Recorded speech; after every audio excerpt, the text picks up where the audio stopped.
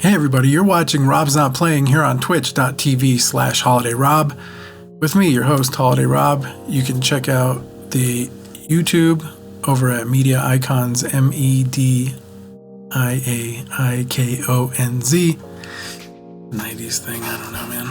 Anyway, today we're going to review The Marvels 2023, starring Brie Larson, Iman Vellani, Teyonah Parris, and Zoe Ashton. Teyonah? Did I say that one right? It's directed by Nia Costa, co-written by Nia Costa, Megan McDonnell, and Alyssa Karasik.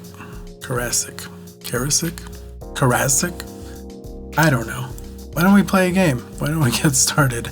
And I'll delve into this film. So, just saw it today, got back from it, and realized that the last MCU movie that I saw in a theater was Captain Marvel, but also Endgame. So I guess Endgame was really... I don't remember if I saw the Spider-Man Far From Home flick. I don't remember if I saw that in theaters. Mostly because I've actually watched it at least one or two other times since then. I won't lie. I actually was not in the mood for a movie today, and I don't know. I kind of just went into it not thinking like it would be bad. I just didn't want it to be a slog. I didn't want to sit there bored. And I can at least say that I wasn't bored the whole movie. I found some of the performances incredibly engaging. I found that it was humorous and was looking to have fun. Nick Fury is kind of relegated to giving quite a few one-liners these days. If you go to this movie in a mindset that this is going to be a campy, silly time, you might actually have a good time. It doesn't really add much to the superhero genre. You know, it's not like a groundbreaking film about superheroes, except in the way that I think it's fun that all the writers and the director and pretty much all the actors are women. And I don't know, I think that's kind of fun. I've seen plenty of films made by, all those roles by men. It's fun to see what different people do with different things in film. And I don't think that's being like overly compensating or trying to push diversity where there is none or there doesn't need to be a push for. I don't know. I don't know what the complaint is. I just know I enjoy listening to female singers and songwriters, and I enjoy watching movies written and directed by women. Having seen quite a bit of media that was not made by women, it's fun to see more things being made. This is like days after I saw the film adaptation of Judy Blume's book, Are You There, God? It's Me, Margaret, which I also thoroughly enjoyed.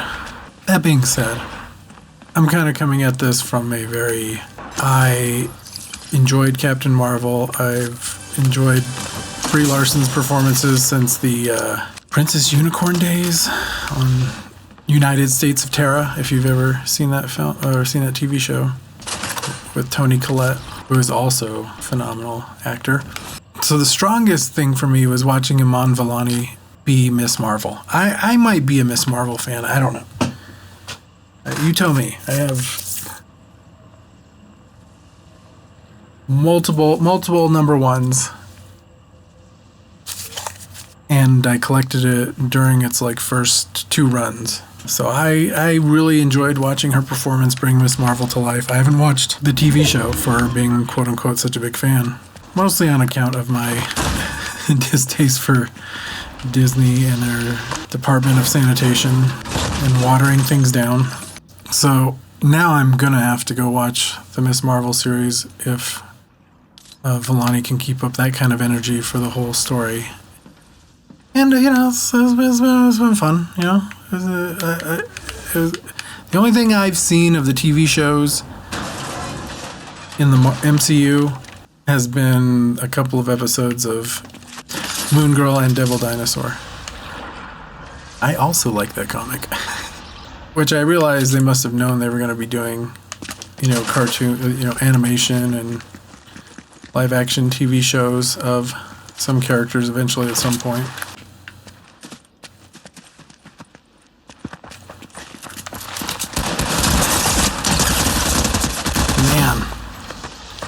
keep that beat on them.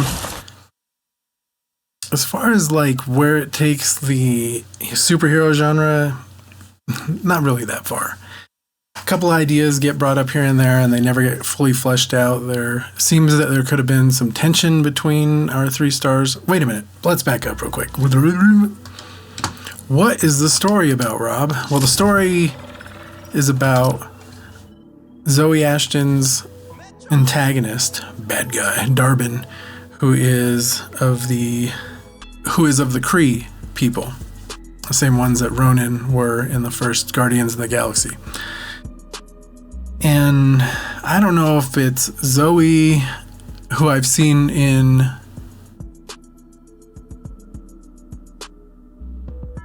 Handmaid's Tale, and I thought, yeah, she's great. Or that the script kind of gives her like nothing. But she is like the weakest link, which is a bummer to say that, you know, your bad guy isn't very compelling. Like her reasons are explained, and fine explanation.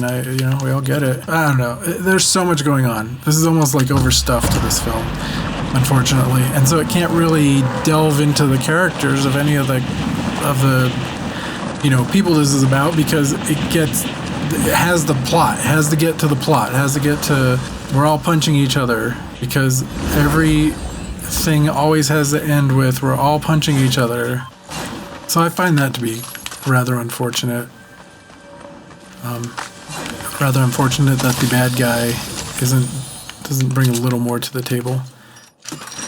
But I really enjoyed the scenes of our heroines bonding. I almost thought to myself, I could definitely see a lot more of that.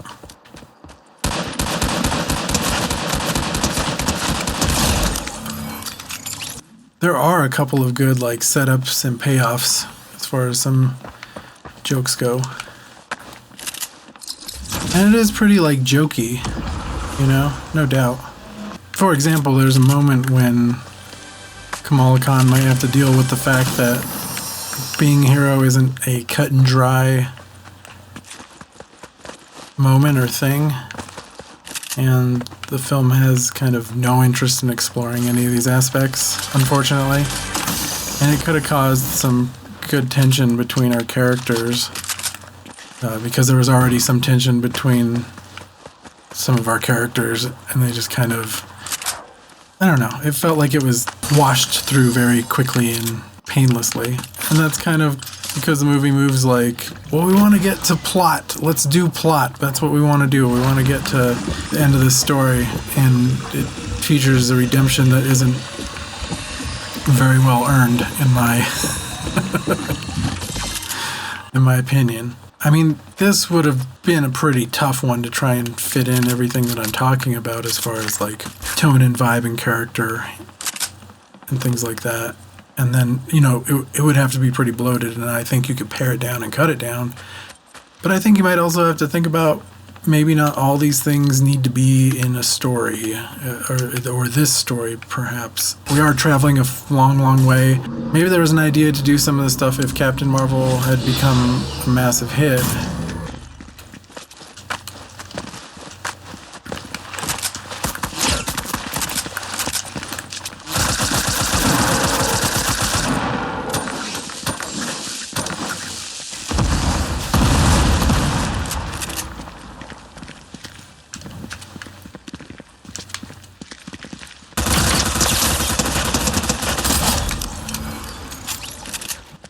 Overall, some of the jokes landed for other people. Some of them landed for me. There were moments that were fun and clever. A little bit of excitement. Everything, again, kind of feels like our characters are overpowered or nothing can really hurt them. But the stakes are rather low, unfortunately. But I guess what I thoroughly enjoy about it is just getting to see a take on superheroes by different people, by different writers and directors, and some of them are good, and some of them are and some of them are probably really bad. I'm trying to think of one where I was just like, I hate every second of this, but there isn't really one like that I can think of off the top of my head. I guess If You Want Me to Beg on the Shadow. That was horrible. I hate that movie. Not that it was horrible. I've fallen asleep twice to it, and I guess that's why it's like, well, that's horrible to me, because I don't want to watch a movie that makes me fall asleep, unless I need to go to sleep, and then I'll definitely watch it. And like, luckily, I was engaged enough with my characters and how much Kamala Khan kept everything fun. I enjoy that. I don't, maybe some of it's like cringy, or she's trying to act like too much like a teenager. I don't know. But I found her to be very fun and brought to life one of my favorite comic book characters in a way that was worth the watch. All right, how do we get this guy without him seeing us?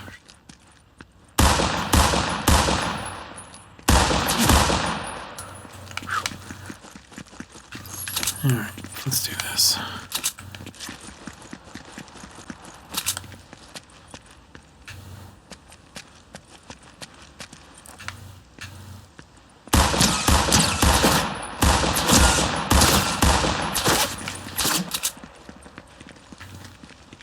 There are a couple moments in the movie that are so super ridiculous, and I can see that they're going to really bother some people. For example, a planet where the communication is very different than just what we're used to. And it's kind of silly, but it's like visually gorgeous and hilarious and campy and silly. God damn it.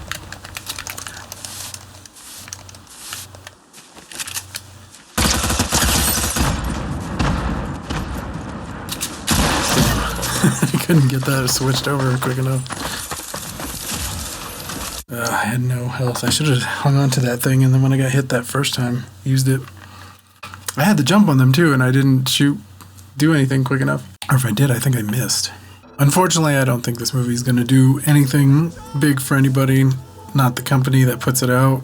It might for Nia DaCosta. I know I have one of her films in my queue to watch that I haven't gotten around to, called Little Woods, which stars Tessa Thompson. And she wrote that one as well. I don't feel like we're in like the worst hands for a film here, but at the end of the day, it's pretty hard to make something that's going to please everybody. And it's really going to be hard to do anything with characters if the whole time you're trying to deliver a plot. It might be a little overcomplicated. That's what I'll give it. If you just want a fun time and you like any of the Marvels, I would go see it. I found that the bad mood that I went into the theater with, I didn't leave with by the end, and I think that's pretty groovy. I don't want this to be a thing of, just like have fun and turn your brain off or whatever. Don't turn your brain off. Be critical of it.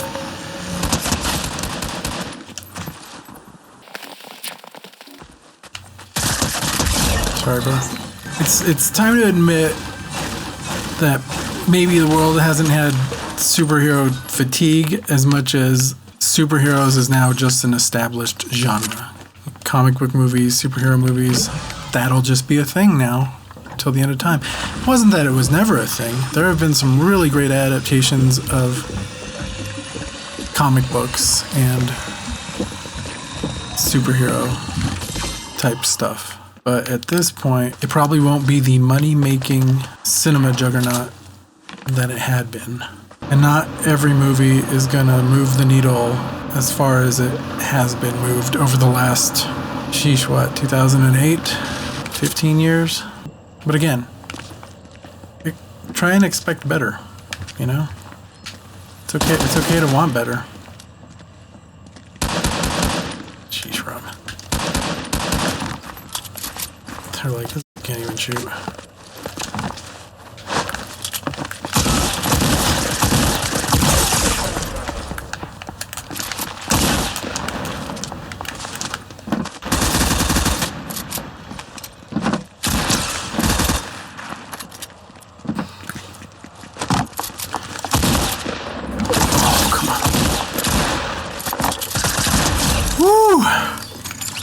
That got sticky.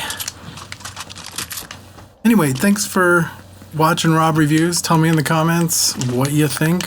Did you hate it? Did you love it? Did you see it? Will you miss it? And subscribe to the YouTube for more. we'll catch you next time here on Rob's Not Playing, Rob Reviews. I'm gonna go finish this round. I'll see you later.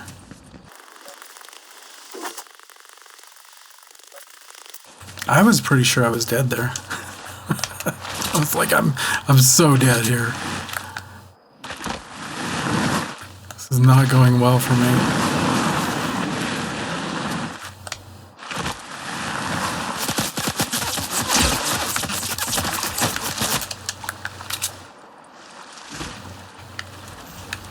Sheesh.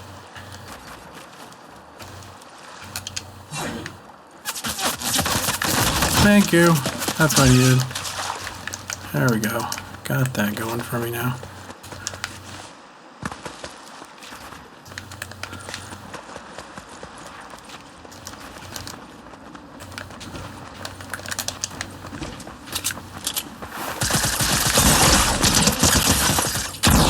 Almost got you, motherfucker.